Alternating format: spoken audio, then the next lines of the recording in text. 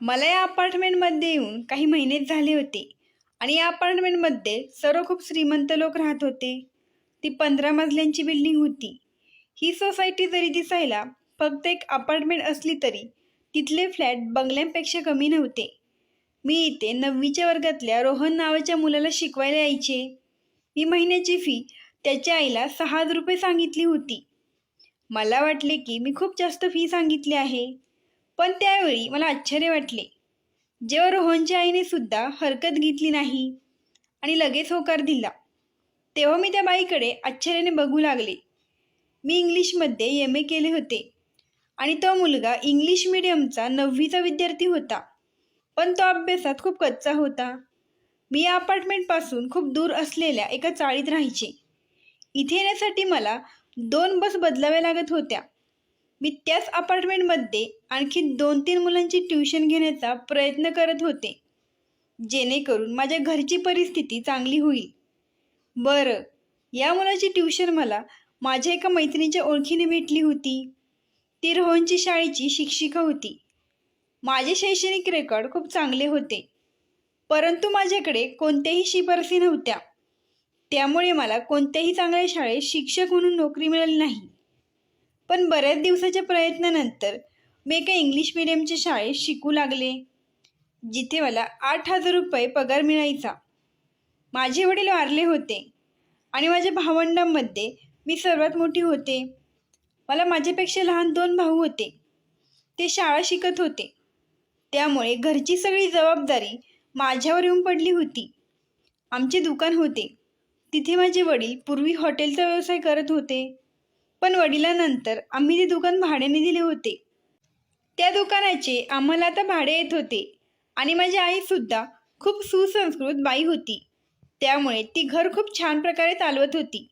असेच कष्ट करून आम्ही आमचे घर चालवत होतो. मी दिसायला खूप सुंदर होते, त्यामुळे साध्या कपड्यातही मी माझ्या सौंदर्यामुळे खूप छान दिसायचे. मी रोज संध्याकाळी रोहनची ट्युशन घ्यायला जायचे. गेल्या 2-3 महिन्यांपासून सर्व काही सुरळीत चालले होते, पण गेल्या काही दिवसांपासून माझ्यासोबत काही विचित्र घटना घडू लागल्या. मी जेव्हाही त्या बिल्डिंगच्या लिफ्टमध्ये जायचे तेव्हा तिथे आधीच 3-4 मुलं हजर असायची. कदाचित ते त्या अपार्टमेंटचे रहिवासी होते, पण ती इतकी विचित्र प्रकारची मुलं होते की मी सांगू शकत नाही. फॅशनच्या नावाखाली चौघेही खूप विचित्र जीन्स पॅन्ट घालत होते.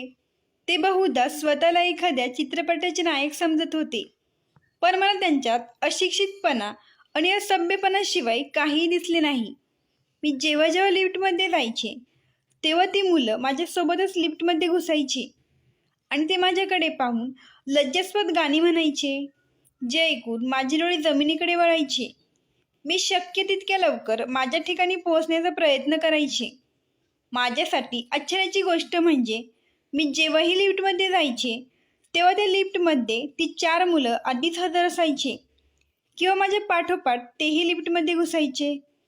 जर हे एकदा दोनदा घडलं असतं तर मी त्याला योगायोग मानलं असतं, पण गेल्या काही दिवसांपासून हे रोजच घडू लागलं होतं.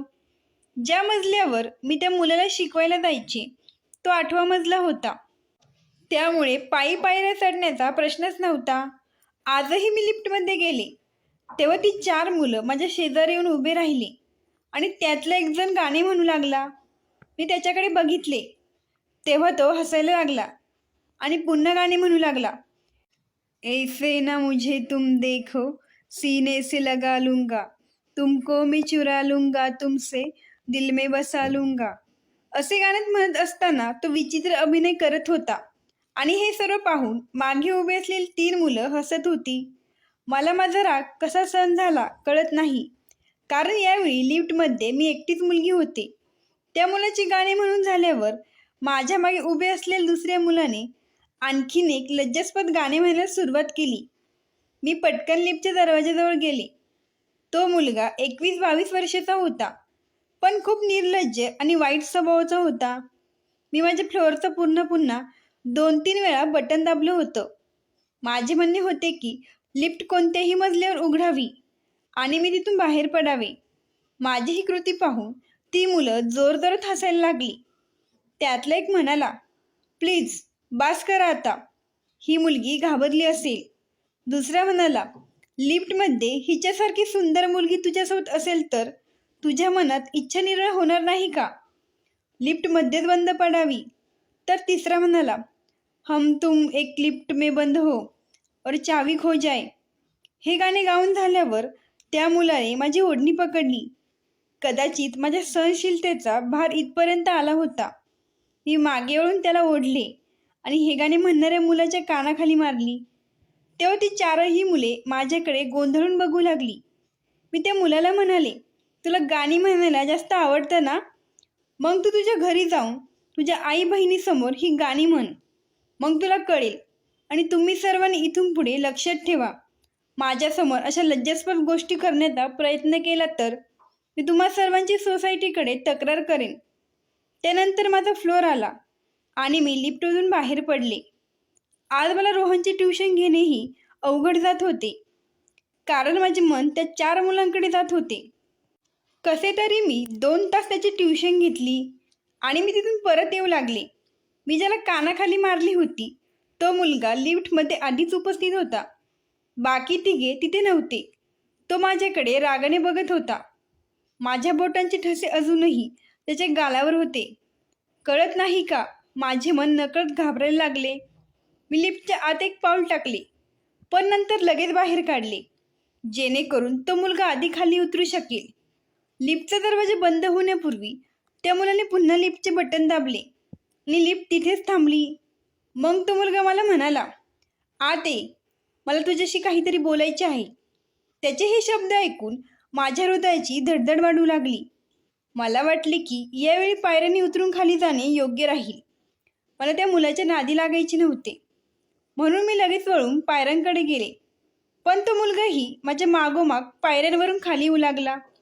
तो मुलगा माझ्या मागोमाग येताना मला खूप भीती वाटत होती, म्हणून मी पटकन पायऱ्या उतरू लागले. तो मला मागून हाक मारत होता की एकदा माझे ऐक, नाही तर तुला खूप पस्ताव होईल. पण मी त्याचे काहीच ऐकले नाही आणि मी पटापट सर्व पायऱ्या उतरून त्या अपार्टमेंटच्या पार्किंग एरियात आले. तेव्हा त्याच अपार्टमेंटचा मॅनेजर तिथे उभा होता. जर 15 मजली बिल्डिंगचे मेंटेनन्सचे काम पाहत होता आणि त्याच्यासोबत एक गार्डही तिथे उभा होता. तो मॅनेजर त्या गार्डशी बोलत होता. तेवढ्यात मी पटकन त्यांच्या जवळ गेले आणि मी गार्डला सांगितले की हा मुलगा माझ्या मागे मागे येत आहे, तो मला त्रास देत आहे. हे ऐकून गार्ड त्या मुलाकडे बघू लागला आणि म्हणाला, हे काय आहे, तुला लाज वाटत नाही का? माझे मागून येणारा तो मुलगा गार्डजवळ येऊन उभा राहिला आणि दोन्ही खिशात हात घालून म्हणाला, तू तुझं काम कर, नाहीतर मी तुला तुझ्या अवकातीची आठवण करून देईन. तुला माहीत नाही मी कोणाचा मुलगा आहे. या अपार्टमेंटचे व्यवस्थित पाहणारा मॅनेजर त्या मुलाला म्हणाला, ते बघ, तिथे सर्व नियम कायदे लिहिले आहे, ते एकदा वाचले तर बरे होईल. तू कुणाचाही मुलगा असला तरी तू जर काही चुकीचे काम केले तर ही तक्रार मला तुझ्या वडिलांसह सोसायटीकडे द्यावी लागेल, ज्याचा परिणाम तुझ्या कुटुंबाला इथे राहता येणार नाही. त्यामुळे या मुलीला पुन्हा त्रास देण्याचा प्रयत्न करू नको. हे ऐकून तो मुलगा माझ्याकडे रागाने बघत तिथून निघून गेला. तेव्हा मी सुटकेचा निश्वास टाकला. त्या सोसायटीचा मॅनेजर मला म्हणू लागला, मॅडम, तुमची जी काही तक्रार आहे ती तुम्ही आम्हाला सांगा. आम्ही लेखी स्वरूपात ती तक्रार सोसायटीच्या चेअरमनकडे देऊ. मी त्यांना म्हणाले, मी रोज लिफ्टमध्ये जाताना ती 4 मुलं मला त्रास देतात. ते म्हणाले, ठीक आहे, आम्ही त्यांना समज देऊन बघतो. तिथून मी घरी आले, पण माझा मूड पूर्ण खराब झाला होता. दुसऱ्या दिवशी जेव्हा मी ट्युशन द्यायला या अपार्टमेंटमध्ये आले तेव्हा लिफ्ट पूर्णपणे रिकामी होती. तिथे कोणीच नव्हते. मी मनातल्या मनात देवाचे आभार मानले. वरती गेल्यावर मी रोहनच्या फ्लॅटची बेल वाजवली. त्याच्या आईने दार उघडताच मी त्यांच्या घरात प्रवेश केला. तेव्हा समोरच्या हॉलमध्ये तो मुलगा सोफ्यावर बसला होता आणि तो रोहनशी बोलत बसला होता. मी आत शिरले तेव्हा तो मुलगा माझ्याकडे बघून त्याच्या चेहऱ्यावर विचित्र स्मितहास्य आणत होता. जणू तुम्हाला मी कुठेही येऊ शकतो हे सांगत होता. मी डोळे खाली करून रोहनच्या रूममध्ये गेले, कारण मी रोहनला त्याच्या रूममध्ये शिकवायचे. त्या मुलाला रोहनची आई म्हणाली, तू आता जा, कारण रोहनला आता अभ्यास करायचा आहे. पण बघ, संध्याकाळी नक्की ये. मी तुमच्या आवडीची व्हेज बिर्याणी बनवेल. तो म्हणाला, हो आंटी, का नाही, मी नक्की येईन. आणि यापुढेही मी येतच राहील, असे म्हणत तो बाहेर गेला. पण मी इतके अस्वस्थ झाले होते की एका क्षणी मला ही नोकरी सोडावीशी वाटली. त्या मुलाला पाहून मला विचित्र भीती का वाटू लागली ते मला समजत नव्हते. त्याच्या डोळ्यात एक विचित्र तिरस्कार होता. तसे काही वाटत नव्हते, पण आतून मला त्या मुलाची भीती वाटू लागली होती. माझी एकच मजबुरी होती, ती म्हणजे पैसे, जे मला या ट्युशनमधून खूप मिळत होते. आणि आता रोहन पण अभ्यासात खूप हुशार झाला होता, त्यामुळे त्याची आई माझ्यावर खूप खुश होती. ती म्हणाली, मी रोहनसाठी अनेक ट्युशन बदलण्याचा प्रयत्न केला होता, तरीही तो अभ्यासात कच्चा होता, पण तू त्याला खरंच खूप छान शिकवतेस. आता त्याच्या शाळेतही शिक्षक त्याचे खूप कौतुक करू लागले आहेत. मी त्या बाईचे बोलणे लक्षपूर्वक ऐकत होते, पण माझ्या मनात त्याच मुलाचे डोळे फिरत होते, ज्याच्या मनात माझ्याबद्दल अज्ञात भावना होत्या. ट्युशन घेतल्यावर तिथून परत येताना मी लिफ्टमध्ये खाली येऊ लागले. तेव्हा मी एकटीच होते, पण लिफ्ट नुकतीच खालच्या एका मजल्यापर्यंत गेली.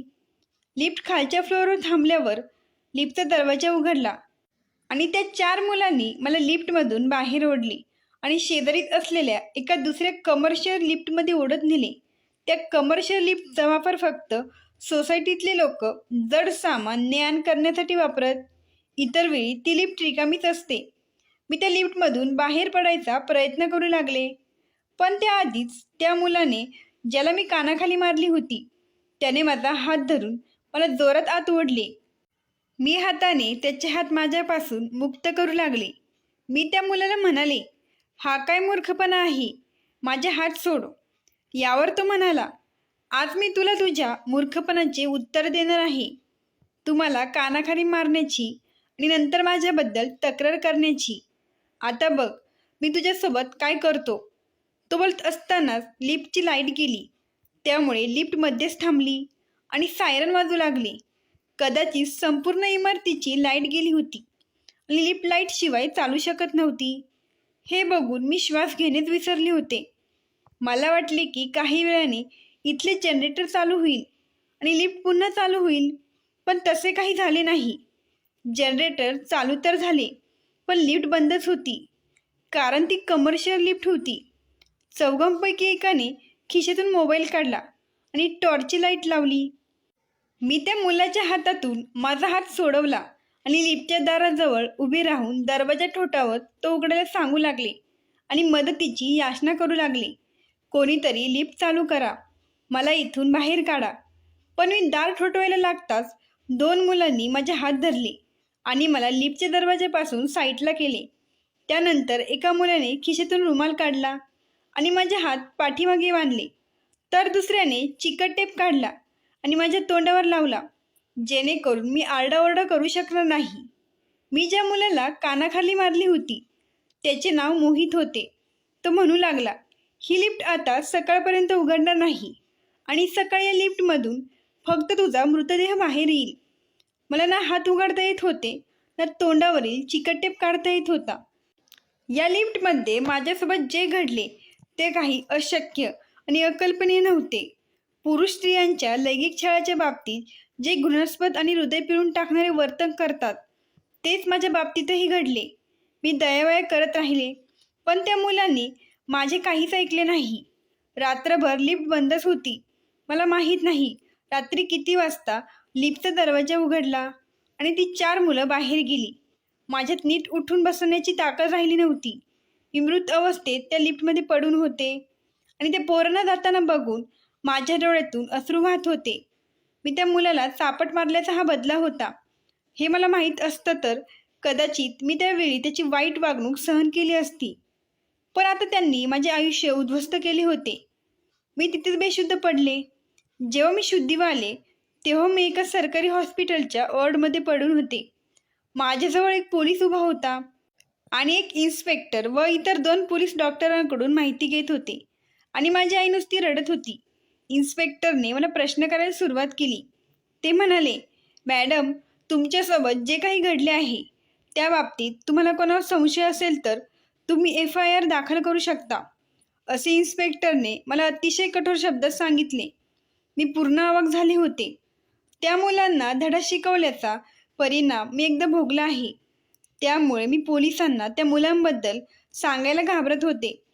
तेव्हा ते पोलीस मला पूर्णपणे शांत पाहून म्हणाले, बघ, तू जर गप्प राहिलीस तर हे प्रकरण इथेच संपू. मग तक्रार करू नकोस.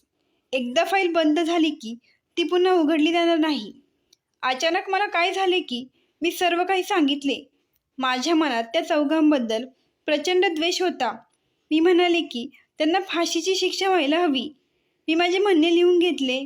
माझे म्हणणे ऐकून पोलीस अधिकारी म्हणू लागले, मॅडम पहा, तुम्हाला कदाचित कल्पना नसेल, त्या अपार्टमेंटमध्ये राहणारे लोक कोण आहेत. अहो, ते काही सामान्य लोक नाहीत. कोणी मोठ्या नेत्याचा मुलगा आहे, कोणी वकिलाचा मुलगा आहे, तर कोणी उद्योगपतीचा मुलगा आहे. तेव्हा तुम्ही माझ्यावर विश्वास ठेवा. जे काही झालं ते विसरून जा. असे म्हणत त्यांनी अतिशय खोडकरपणे डोळे दाबले. तोही चेहऱ्यावरचे हसू लपवण्याचा प्रयत्न करत होता, पण त्याचा दृष्टपणा त्याच्या चेहऱ्यावर स्पष्टपणे दिसत होता. हे ऐकून माझी आई घाबरली आणि म्हणाली, इन्स्पेक्टर साहेब, आमची फाईल करू नका. आम्हाला केस आणि कोर्टाच्या लफड्यात पडायची नाही. त्यावेळी मीही गप्प बसले. पण माझ्यासोबत जे काही घडले ते मी विसरू शकत नव्हते. त्यानंतर रोज रात्री मी झोपेत किंचाळायची.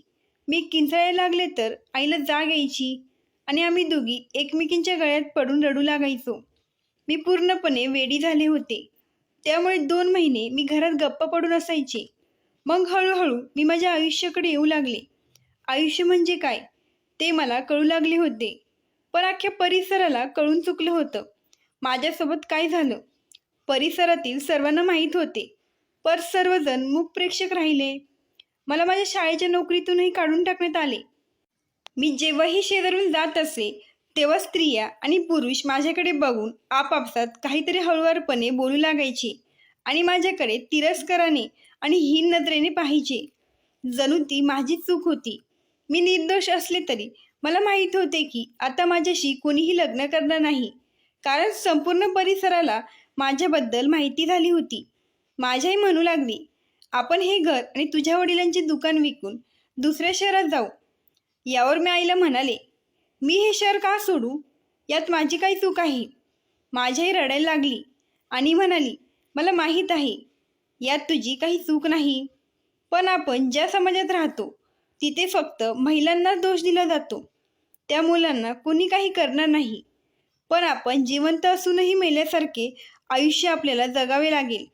हे शक्य आहे की आपण शहर बदलले तर आपले चांगले संबंध राहतील. तिथे तुझ्याबद्दल फारसे कोणाला माहीत नसणार.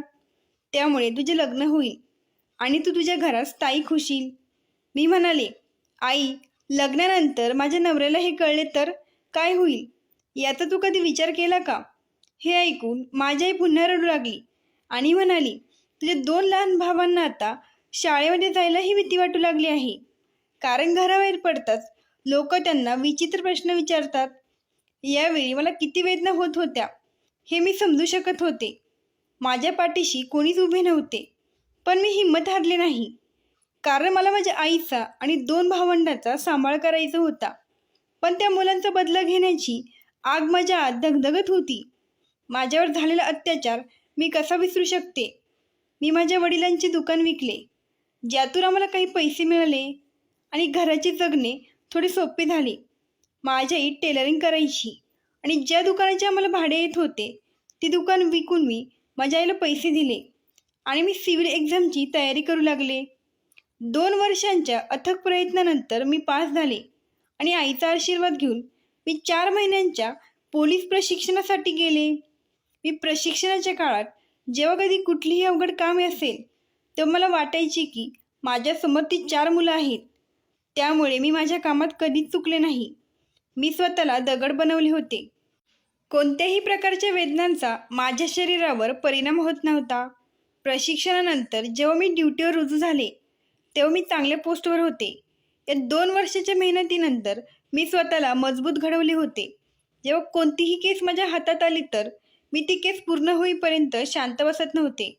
माझे सिनियर ऑफिसर माझ्यावर खूप खुश होते. एकदा मला माझ्या खबरीकडून कळले की मॅडम, एक मुलगी रोडच्या कडेला बेशुद्ध अवस्थेत पडली आहे. तिच्या अंगावरचे कपडे देखील फाटलेले आहेत. त्यासोबतच तिच्या अंगावर ठिकठिकाणी जखमा देखील आहेत. तुम्ही लवकर या.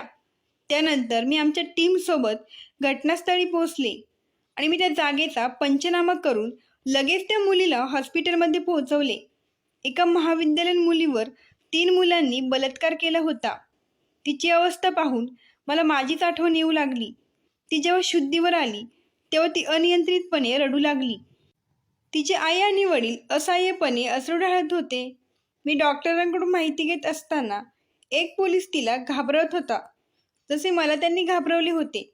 ते म्हणत होते की त्या मुलांचे हात खूप वरपर्यंत आहेत, त्यामुळे त्यांच्यावर गुन्हा दाखल करायचा असेल तर नीट विचार करा, कारण आजपर्यंत त्यांना कुणीही अटक करू शकले नाही. मी येऊन त्या पोलिसाजवळ उभे राहिले आणि मी मागून त्याच्या खांद्यावर हात ठेवला. तेव्हा त्याने वळून मला पाहिले आणि पटकन सल्यूट केला, कारण मी त्याची सिनियर ऑफिसर होते. मी म्हणाले, तुम्हाला इथे कशाला पाठवले आहे? हिला घाबरवण्यासाठी आणि त्रास देण्यासाठी का? जेणेकरून गुन्हेगार मोकाट फिरत सुटतील आणि अत्याचारितांचे रडणे ऐकणारे कुणी नसेल. तो म्हणाला, मॅडम, त्या पोरांचा राजकारणात खूप दबदबा आहे, हे तुम्हाला माहीत नाही का? मी म्हणाले, मला कायदा शिकू नका, FIR लिहा. त्यानंतर मी त्या मुलीला म्हणाले की मी तुला पूर्ण न्याय मिळवून देईल, पण तुम्हाला त्या मुलांचे व्यक्तिमत्व सांग, ते कोण आहेत?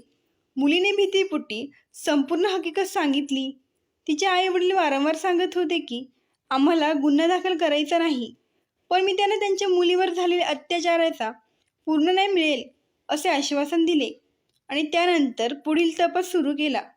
ते 33 मुलं होती ज्यांनी काही वर्षांपूर्वी माझ्यावर अत्याचार केला होता. त्यावेळी ते 22 वर्षाची मुलं होती, पण तेव्हापासून 7 वर्ष उलटून गेली होती आणि त्या मुलांना बघून मन भरून आलं. रक्त पुन्हा माझ्या शरीरात वेगाने वाहू लागले. या तिघांविरुद्ध मी त्यांचे अटक वॉरंट काढले आणि काही वेळातच आमच्या टीमने त्यांना अटक केली. त्यातील एकाचे वडील मोठे वकील होते, दुसऱ्याचे वडील मोठे उद्योगपती होते आणि तिसऱ्याचे वडील राजकारणात काही छोट्या पदावर होते. जेव्हा मी त्या मुलांना बेड्या घालून पोलीस स्टेशनला घेऊन गेले तेव्हा त्यातल्या एकाचे वडील बोलू लागले की तुला खूप पश्चाताप होईल, मी तुझे अशा ठिकाणी ट्रान्सफर करेल, तिथे गेल्यावर तू स्वतः नोकरीतून रिझाईन देशील. दुसरा म्हणाला, मी तुला तू म्हणशील तेवढे पैसे देईल. आणि तिसऱ्याच्या मनातही असाच विचार होता. पण मी म्हणाले की कायदा सर्वांसाठी समान आहे. आता आपण कोर्टातच भेटू. तुम्ही इथे आहेस आणि मीही आहे, आणि आपण पाहू की प्रत्येक वेळी कोण जिंकतो. आता माझ्या मनातून भीती निघून गेली होती. मी आता कमकुवत मुलगी राहिली नव्हते. उलट मी माझ्यातील ही कमजोरी दूर करून तिचे ताकदीत रूपांतर केले होते. मी 3 मुलांना अटक करून पोलीस स्टेशनला लॉकअपमध्ये टाकले होते. त्यांच्या विरोधात FIR दाखल करून घेतली होती. त्यामुळे ते न्यायालयाच्या दबावाशिवाय बाहेर जाऊ शकत नव्हते. मी माझ्या सिनियर ऑफिसरला कॉल केला. जय हिंद सर, मला तुमच्याकडून परमिशन हवी आहे. मला त्या 3 मुलांची रिमांड काढायची आहे. माझे म्हणणे ऐकून सर चकित झाले आणि म्हणाले, बघा, मला वरून फोन येत आहेत. आपण त्यांना जास्त काळ आपल्या इथे लॉकअपमध्ये ठेवू शकत नाही.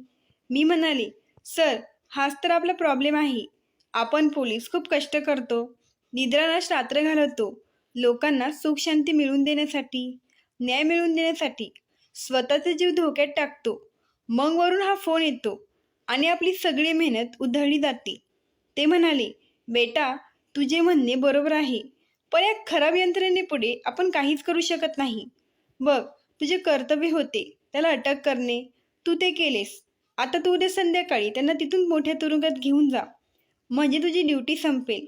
मी म्हणाले, ठीक आहे सर. दुसऱ्या दिवशी संध्याकाळी मी त्या 3 गुन्हेगार मुलांना पोलीस व्हॅनमध्ये बसवले आणि त्यांच्यासोबत 3 पोलिसांना बसवले गेले. मी समोरच्या सीटवर बसले होते. ज्या तुरुंगात आम्हाला त्यांना हलवायचं होतं ते इथून खूप दूर होतं. साधारण 2 तासांचा प्रवास होता आणि मध्येच एक निर्जन रस्ता होता. अधिकारी म्हणाले, बघा, ते पळून जाऊ नये याची काळजी घ्या. मी म्हणाले, सर, तुम्ही निश्चित राहा. जोपर्यंत ही मुलं माझ्या ताब्यात आहे तोपर्यंत ते पळून जाण्याचा प्रश्नच येत नाही. सर म्हणाले, गुड जॉब बेटा, मला तुझ्यावर पूर्ण विश्वास आहे. मी त्या व्हॅनच्या पुढच्या सीटवर बसले. 1-1.5 तासाच्या प्रवासानंतर निर्मनुष्य रस्त्यावरून प्रवास सुरू झाला. तेव्हा आधीच अंधार पडला होता. काही अंतरावर गेल्यावर त्यांच्या वडिलांनी त्यांना वाचवायला कोणीतरी पाठवले असावे, जे आमच्यावर अंदाधुंद गोळीबार करेल आणि आम्हाला मारेल असे मला वाटत होते. ते काही हालचाल करण्याआधीच मी माझ्यासोबत बसलेल्या पोलिसांना हे वाहन थांबवायला सांगितले. माझ्याकडे पाहून त्यांनी आश्चर्यचकित होऊन विचारले, मॅडम, काय झाले? तुम्ही असे मधीच गाडी का थांबवायला सांगितली? मी म्हणाले, मी तुम्हाला गाडी इथे थांबवायला सांगितली आहे. त्याने गाडी थांबवली. मी गाडीतून खाली उतरले आणि मागचा दरवाजा उघडला. तिन्ही पोलीस माझ्याकडे बघू लागले आणि म्हणाले, मॅडम, तुम्ही गाडी इथे का उभी केली? मला वरून ऑर्डर मिळाल्याचे मी त्यांना सांगितले. मग मी म्हणाले, या पोरांच्या हातकडे उघडा. हे ऐकून पोलिसांनी हातकडे उघडायला सुरुवात केली. ती 3 मुलं खूप खुश दिसत होती, कारण ते विचार करत होते की कदाचित त्यांच्या वडिलांनी त्यांना सोडवण्यासाठी फोन केला असावा. ते विचार करू लागले की आता हे पोलीस आम्हाला इथे सोडून निघून जातील. ते गाडीतून खाली उतरताच मी म्हणाले, जमेल तेवढे पळा. जर तुम्ही रस्त्यावरून पळून जाऊ शकलात तर तुम्ही वाचाल, नाहीतर तुम्ही एन्काउंटरमध्ये मारले जाल. हे ऐकून ती मुलं फिकी पडली आणि माझ्याकडे बघू लागली. मी म्हणाले, माझ्याकडे इतक्या बारकाईने पाहू नका, नाहीतर तुम्ही लोक मला ओळखू शकाल. मला असे वाटत नाही की तुम्ही मला ओळखावे, पण बदला तर बदलत असतो ना. एकदा तुम्ही लोकांनी माझ्याशी अशी चूक केली होती, तेव्हा तुम्ही माझ्यावर दया केली नाही. ते म्हणू लागले, तुम्हाला काय म्हणायचे आहे? आम्हाला समजले नाही. मग मी त्यांना त्या अपार्टमेंटचे नाव सांगितले आणि म्हणाले, तुम्हाला लिफ्ट आठवते का? हे ऐकून त्या तिघांचा रंगच बदलला. मग मी त्यांना बोलण्याची संधी दिली नाही. मी म्हणाले, पळा. ते पळू लागले.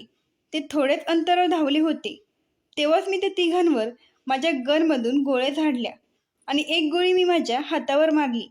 हे बघून ते तिघे पोलीस चकित झाले आणि म्हणाले, मॅडम, तुम्ही काय अप्रतिम काम केले आहे. तेव्हा त्यातला एक जण म्हणाला, मॅडम, कायद्याच्या दृष्टिकोनातून हे चुकीचे आहे, ज्यासाठी तुम्हाला निलंबित केले जाईल, कदाचित कामावरून कायमस्वरूपी काढले जाईल. पण आमच्या दृष्टिकोनातून तुम्ही आमचे सिनियर आहात. आज तुम्ही जो काही निर्णय घेतला आहे तो खरोखर कौतुकास्पद आहे आणि आम्हाला वाटत नाही की तुम्ही तुमची नोकरी गमवावी. खरं तर तुमच्यासारख्याच पोलीस ऑफिसरची आपल्या देशाला गरज आहे. ते 3 पोलीसही बोलले, हो मॅडम, हे बरोबर आहे. आम्ही तुमच्यासोबत आहोत. पण यातून आता बाहेर पडण्यासाठी आपल्याला काहीतरी दुसरा मार्ग शोधावा लागेल.